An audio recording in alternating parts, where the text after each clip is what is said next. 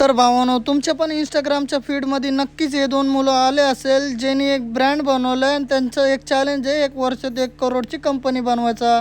तर बोललं हे करू शकतं तर आपण का नाही. आम्ही पण आमच्या मित्रासोबत डिसिजन घेतो की ऑनलाईन बिझनेस स्टार्टअप करायचा आणि आपल्या ब्रँडचं नाव ठेवणार आहे द ब्लॅक बाउल आणि याच्यामध्ये आपण ठेवणार आहे फ्राईड राईस, नूडल्स आणि सूप आणि हे सर्व बनवून आपलं शिकवावं लागेल. शिकवायच्या अगोदर सर्व सामग्री घ्यायला आलो होतो खालती आणि हे घेतल्याच्या नंतर घरी आल्यावर आपण बनवायला लागतो एक एक सर्व सामान. व्हेजिटेबल्स कापतो, तांदूळ धुतो आणि त्यानंतर गॅसवरती पण चढवतो.